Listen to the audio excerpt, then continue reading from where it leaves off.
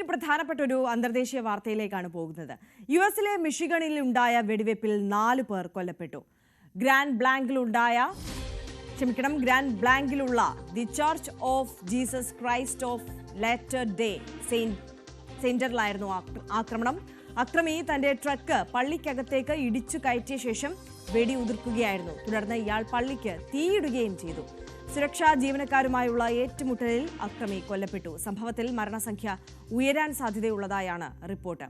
നിലവിൽ 8 പേർക്ക് പരിക്കേറ്റിട്ടുണ്ട്. ഇവർ ചികിത്സയിലാണ്. അജയ് സുധാ ബിജു വിവരങ്ങളുമായി ചേരുകയാണ്. അജയ്, ആ ദൃശ്യങ്ങൾ തന്നെ നമ്മളെ എല്ലാം ഏറെ പേടിപ്പിക്കുന്ന ഒന്നാണ്. ഈ അക്രമിയുടെ ലക്ഷ്യം എന്തായിരുന്നു, ഇയാൾ ആരാണ് എന്നതിനെ സംബന്ധിച്ചൊക്കെ പൂർണ്ണമായ വിവരം ലഭിച്ചിട്ടുണ്ടോ? ആര്യ, നിലവിൽ ഈ അക്രമിയുടെ വീട്ടിൽ പോലീസ് തിരച്ചിൽ നടത്തിക്കൊണ്ടിരിക്കുകയാണ്. ഈ അന്വേഷണം പോലീസിൽ നിന്ന് FBI ഏറ്റെടുത്തിട്ടുണ്ട് എന്നുള്ളതാണ് വിവരം. കാര്യം ഈ വിഷയത്തിൽ ഒരു തീവ്രവാദ സ്വഭാവം ഉൾപ്പെടെ സംശയിക്കുന്നുണ്ട്. ഇത് കാരണമാണ് FBI ഈ കേസ് ഏറ്റെടുത്ത് ഇത്തരമൊരു കൂടുതൽ നടപടികളിലേക്ക് കടക്കുന്നത്.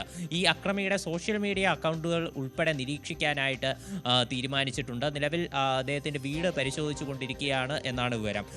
40-കാരനായിട്ടുള്ള തോമസ് ജേക്കബ് സാൻഫോർഡ് എന്ന ആളാണ് അക്രമി. ഇയാൾ സുരക്ഷാ ജീവനക്കാരുമായിട്ടുള്ള ഏറ്റുമുട്ടലിൽ കൊല്ലപ്പെട്ടിട്ടുണ്ട് എന്നുള്ളതാണ് വിവരം ലഭിച്ചിട്ടുള്ളത്. ഈ അക്രമത്തിൽ ശ്രദ്ധിക്കേണ്ട ഒരു കാര്യം എന്ന് പറയുന്നത് US കഴിഞ്ഞ 12 മണിക്കൂറിനിടെ ഉണ്ടായിട്ടുള്ള 2ാമത്തെ ആക്രമണമാണ്.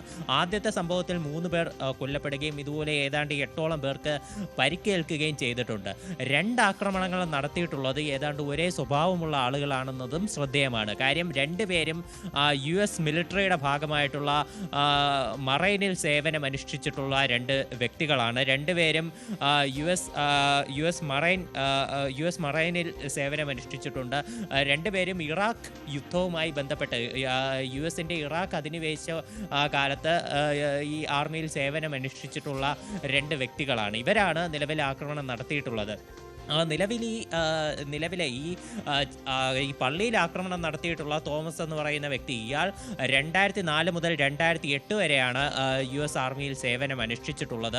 ഇവർക്ക് ഈ ഒരു 2 സംഭവമായിട്ട് എന്തെങ്കിലും തരത്തിലുള്ള ബന്ധമുണ്ടോ, കണക്ഷൻസ് ഉണ്ടോ എന്നുള്ളതെല്ലാമാണ് FBI അന്വേഷണ വിധേയമാക്കുക. ഇന്നലെ ഞായറാഴ്ച സമയമായിരുന്നു, പള്ളിയിൽ പ്രാർത്ഥന സമയമായിരുന്നു. അപ്പോൾ ഈ സമയത്താണ് ഈ പള്ളിയിലേക്ക് ഈ അക്രമി തൻ്റെ ട്രക്ക് ഇടിച്ചു കയറ്റുകയും ഈ വെടിയുതിർക്കുകയും ചെയ്തത്. വെടിയുതിർത്തതിൽ ഈ 2 പേരാണ് ആദ്യ സംഭവ സ്ഥലത്ത് വെച്ച് തന്നെ കൊല്ലപ്പെട്ടത്. തുടർന്ന് ഈ പള്ളിക്ക് ഇയാൾ തീയിടുകയും ചെയ്തിരുന്നു.